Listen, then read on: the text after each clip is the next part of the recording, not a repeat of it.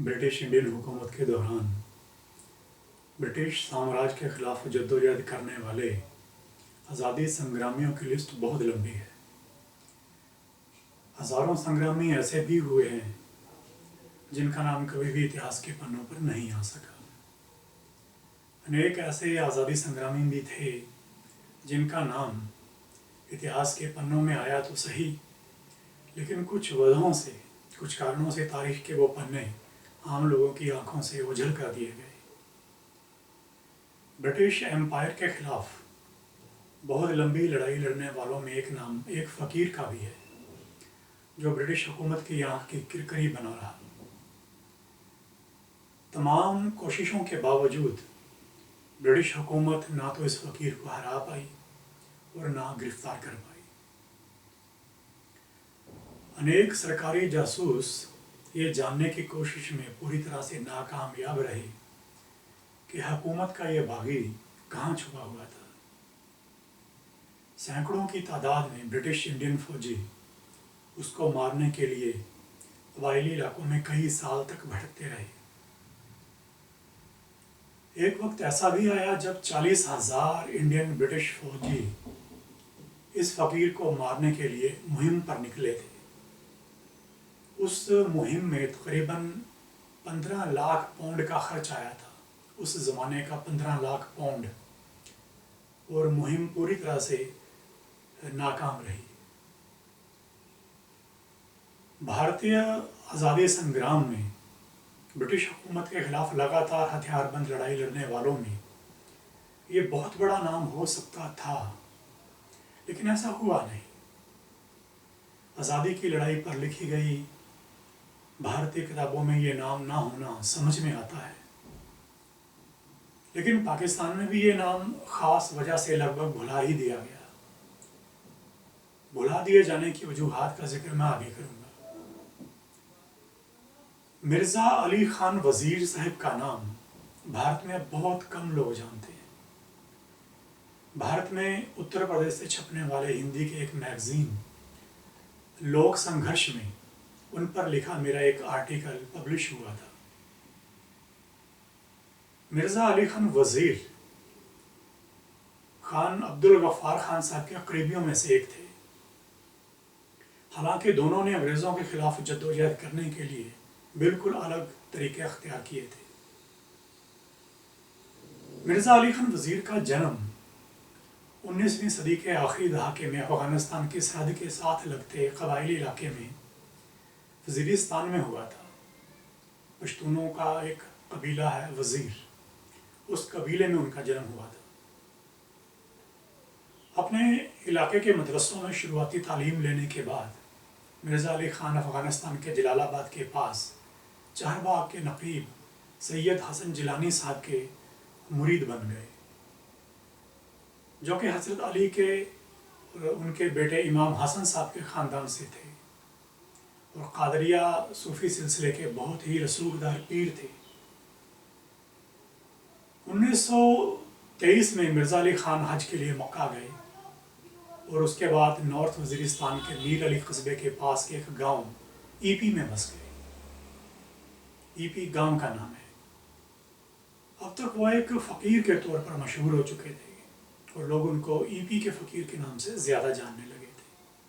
अब भी जो लोग उनके नाम के बारे में जानते हैं, ख़ास तौर पर पाकिस्तान में, वो उनको ईपी के फ़कीर के तौर पे ही जानते हैं।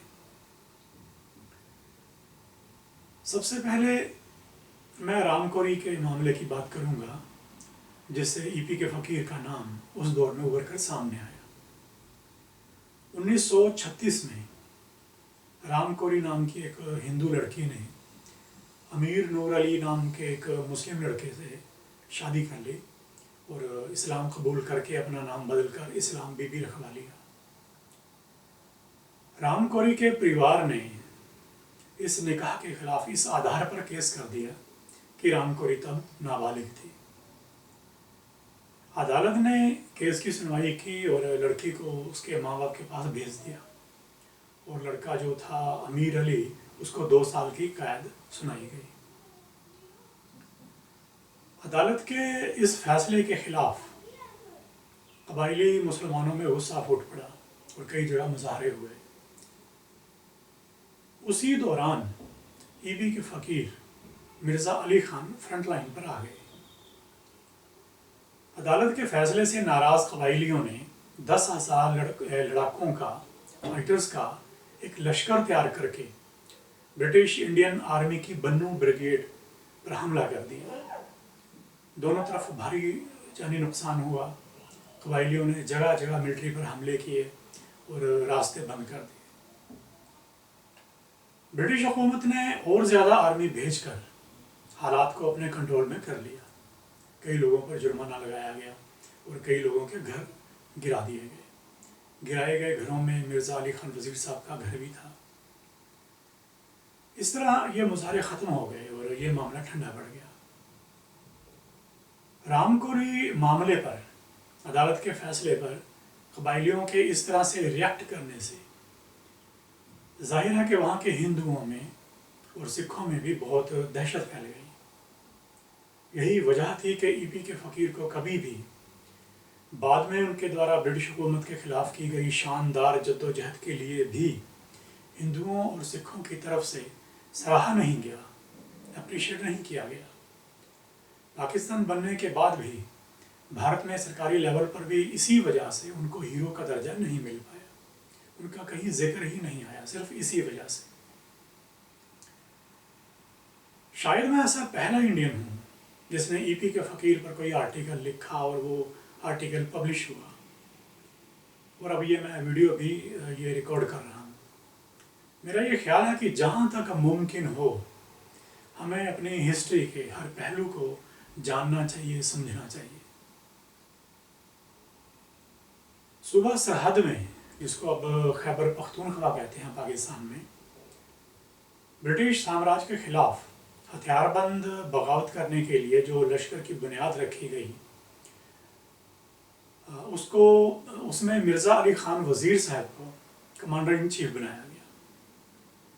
شروعات میں لشکر کے لڑاکوں کی تعداد تقریباً 1000 کے آس پاس تھی۔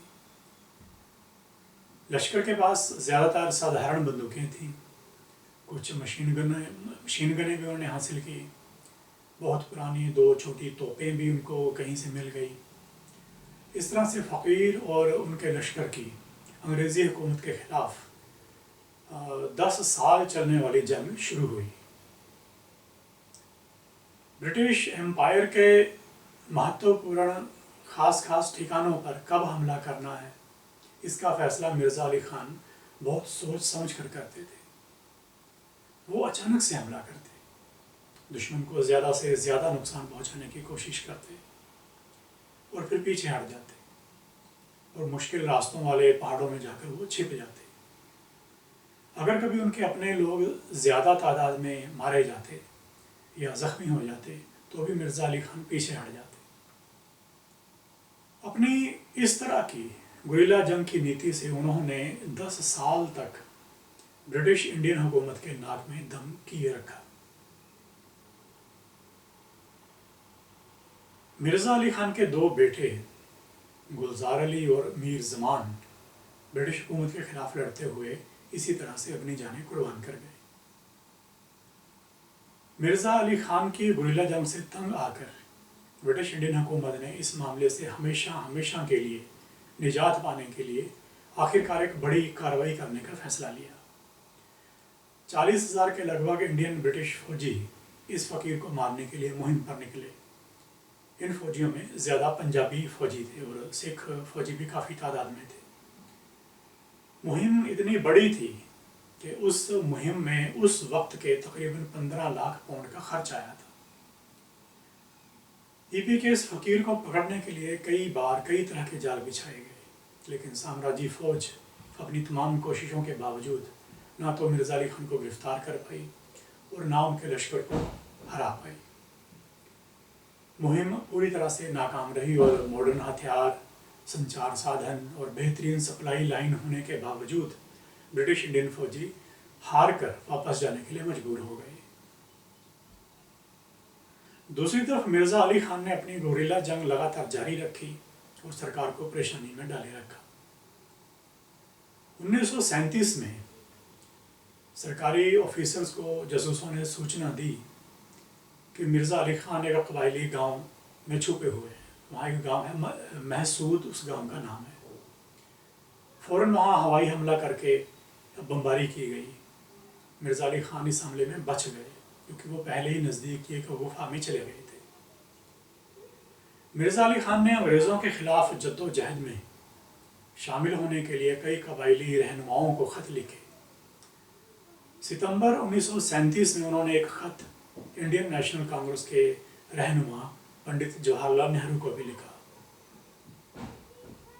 جب 1947 میں برٹش حکومت نے یہ فیصلہ کیا کہ وہ بھارت چھوڑ کر جائیں گے تو انہوں نے بھارت اور پاکستان کے روپ میں دو الگ الگ ملکوں میں بنٹوارا کر دیا برٹش انڈیا کا. کئی اور پشتون قوم پرستوں کی طرح ہی مرزا علی خان وزیر صاحب بھی پشتون علاقوں کو پاکستان میں شامل کیے جانے کے سخت خلاف تھے. یہ وہ وجہ ہے کہ ای پی کے اس فقیر کا پاکستان کی سرکاری تاریخ میں ذکر نہیں ہوتا. 21 جون 1947 کو مرزا علی خان وزیر، خان عبدالغفار خان صاحب، انجمن وطن بلوچستان کے رہنما اور اپنی آدھی زندگی برٹش انڈیا اور پاکستان کی جیلوں میں گزارنے والے پشتون نیشنلسٹ رہنما عبدالصمد خان صاحب، جن کو خان شہید بھی کہتے ہیں، اور صوبہ سرحد کی صوبائی اسمبلی کے کچھ ممبرز اور انیک قبائلی نیتاؤں نے بنوں میں ایک لوا جرگہ کی. لوا جرگہ قبائلی مہا پنچایت کو کہتے ہیں. اس لوا جرگہ میں ایک ریزولوشن پاس کر کے یہ مانگ کی گئی کہ انڈیا یا پاکستان کے ساتھ جانے کی آپشن کے ساتھ ساتھ ایک آپشن پشتون میجورٹی علاقوں کو ملا کر آزاد پختونستان بنائے جانے کی بھی ہونی چاہیے، کیونکہ اس میں صوبہ سرحد میں ریفرنڈم کی ایک پلاننگ بنی تھی جو بعد میں ہوا بھی. ریفرنڈم کی برٹش سرکار نے لوا جرگہ کی یہ جو مانگ، اس کو ماننے سے انکار کر دیا. الگ سے پختونستان بنانے میں انگریزوں کو کیا دقت تھی اس پر کبھی میں پھر بات کروں گا. گاندھی جی سے اصلاح کرنے کے بعد خدائی خدمت گاروں نے ریفرنڈم کا بائیکاٹ کرنے کا فیصلہ لیا. خدائی خدمت گاروں کے بائیکاٹ کے بیچ ہوئے اس ریفرنڈم کے نتیجے 20 جولائی 1947 کو جاری کیے گئے. صوبہ سرحد کے کل ووٹرز 5,72,798 تھے. 5,72,798 کل ووٹرز تھے.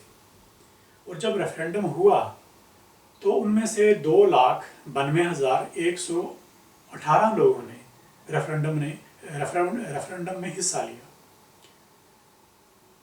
یہ جو 2,92,118 لوگ تھے، ان میں سے صرف 2,874 لوگوں نے بھارت کے حق میں ووٹ ڈالے اور باقی سبھی نے پاکستان میں شامل ہونے کے لیے ووٹ ڈالے. مرزا علی خان صاحب نے پاکستان میں شامل ہونے کی جگہ بغاوت کی اور پاکستان سے الگ آزادی کے لیے اپنی گریلا جنگ کو جاری رکھا. مرزا علی خان نے دتا کھیل پر قبضہ کر کے آزاد پختونستان کا اعلان بھی کر دیا اور افغانستان میں کابل کی سرکار نے ان کو نیشنل اسمبلی فار پختونستان کے پریزیڈنٹ کے طور پہ ریکوگنائز بھی کر دیا. اس حیثیت سے مرزا علی خان نے پشتون علاقوں سے پاکستانی فوج کو باہر نکالنے کی مانگ کی. ساری زندگی مرزا علی خان صاحب نے پاکستان کے آگے سرنڈر نہیں کیا. پاکستان کے باغی ہونے کی وجہ سے پاکستان کی سرکاری تاریخ میں ان کے لیے کوئی جگہ نہیں بن پائی. مرزا علی خان صاحب کی موت 16 اپریل 1960 کی رات کو ہوئی. پاکستان کے نارتھ وزیرستان کے گرویک میں ان کو دفنایا گیا تھا.